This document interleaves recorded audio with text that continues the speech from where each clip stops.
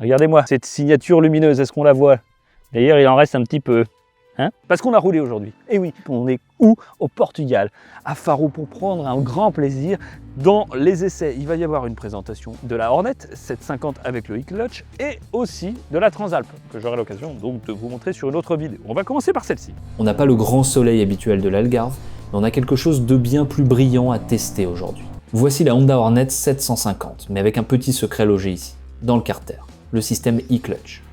Une technologie qui promet de transformer votre pilotage. Est-ce que c'est le chaînon manquant entre la boîte manuelle et le confort total? On découvre ça ensemble. Visuellement, elle garde tout l'ADN Hornet, c'est compact, c'est musclé, mais la vraie magie opère dès qu'on passe la première. Avec l'e-clutch, Honda nous propose de garder les sensations d'une boîte mécanique, tout en nous libérant de la contrainte du levier d'embrayage. Et on retrouve toujours ce délire de pouvoir passer son rapport avec un sélecteur de vitesse, un embrayage toujours, parce qu'on peut le prendre quand même si on veut. Il y en a qui font le test là, à faire toute la route sans jamais l'utiliser. Moi je l'ai fait par réflexe par moment.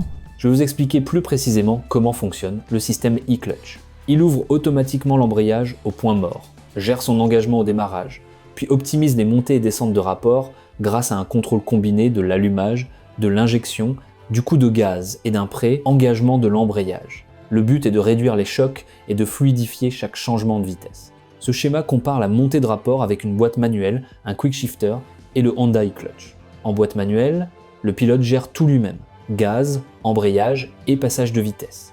Le résultat dépend donc fortement de son dosage, avec plus ou moins d'à-coups. Le quick shifter permet de monter les rapports sans utiliser l'embrayage, grâce à une coupure très brève de l'allumage et de l'injection. Le passage est plus rapide, mais la rupture de charge reste sensible. Le Honda e-clutch ajoute en plus une gestion automatique du demi-embrayage, ce qui réduit les chocs dans la transmission et rend le passage encore plus fluide. Et en fait, le fait de plus du tout utiliser le levier d'embrayage, c'est cool. C'est vraiment cool parce que ça enlève beaucoup de fatigue et de tendinite et de mal au poignet, tu vois. Là, je suis en mode drain et la cartographie est un petit peu différente.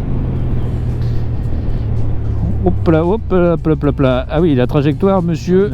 On va essayer un autre mode de conduite. C'est quoi, c'est un mode standard? Ouais, on va se faire mode standard, on va voir ce que ça donne. Voilà, c'est un peu mouillé, hein, donc on va y aller quand même piano piano.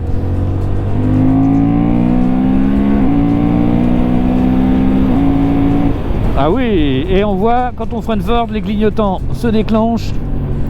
On prend un peu d'eau là. Ça mouillasse. Donc là on va laisser arsouiller parce que moi mouillé. Mais par contre le grip des pneus là, oh lolo, c'est très très très chouette. Je vous affiche le nom des pneumatiques.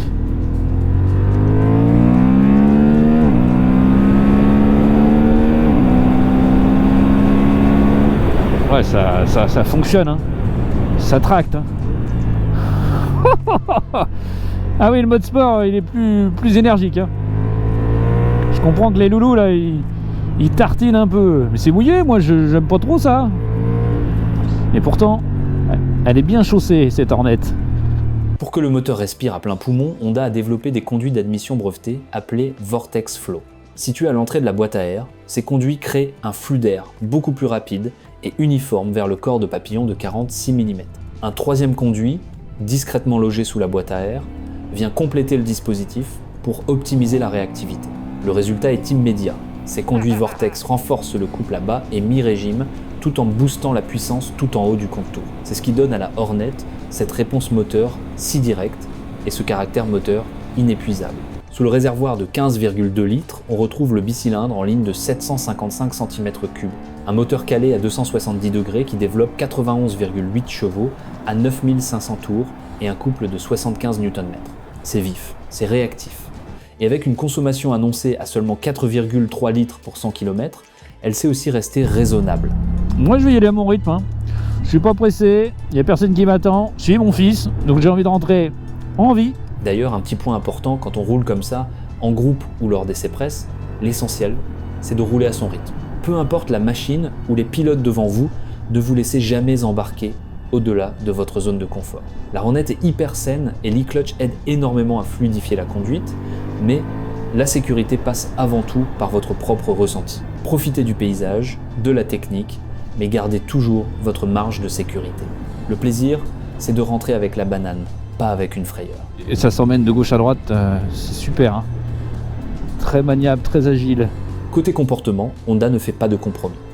Une fourche inversée Showa SFF BP de 40 et 1 mm à l'avant, une suspension ProLink à l'arrière et un freinage radial Nissin à 4 pistons pour stopper les 196 kg de la machine. Le tout est secondé par un ABS double canal et un éclairage intégralement à LED. Vous voyez, cette position de passager, je me sens bien, je suis à l'aise. Alors, et c'est un petit peu ferme. Alors le passager, il va prendre plaisir, mais il va un petit peu avoir mal au popotin, mais c'est pas la volonté de cette moto, c'est vraiment un plaisir personnel. Où on se sent bien, où on est très à l'aise. Sur la selle de base, elle est un petit peu ferme et il y a une selle confort en option que je trouve génialissime, que j'ai pu avoir sur le modèle que j'ai essayé. Honda propose plusieurs packs d'accessoires pour la Hornet 750. Sport, style, confort et design.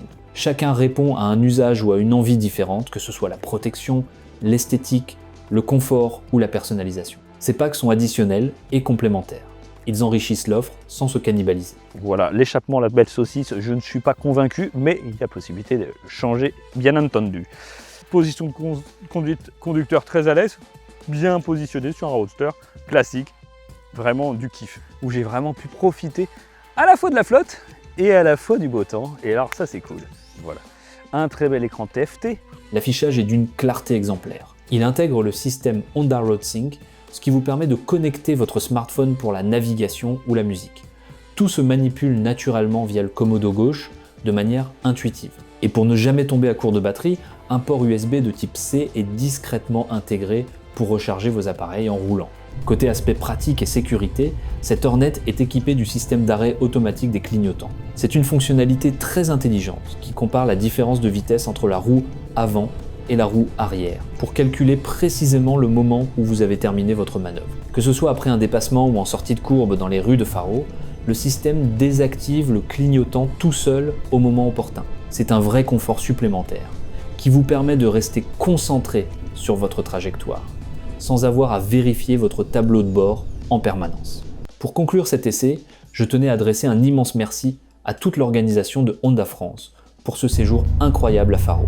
Un merci tout particulier à Julien, responsable des relations presse, pour m'avoir offert l'opportunité de participer à cet événement et de découvrir cette moto en avant-première. Je tiens aussi à saluer le staff Honda pour leur accueil et leur logistique impeccable, ainsi que l'hôtel pour la qualité de notre séjour. Enfin, c'était un honneur de pouvoir échanger directement avec les ingénieurs japonais présents sur place. Pouvoir partager nos ressentis de pilote avec ceux qui conçoivent ces machines est une chance rare qui permet de comprendre toute la passion injectée dans ce projet. Quant à vous, ma communauté, un immense merci de me suivre dans ces aventures. Pas encore.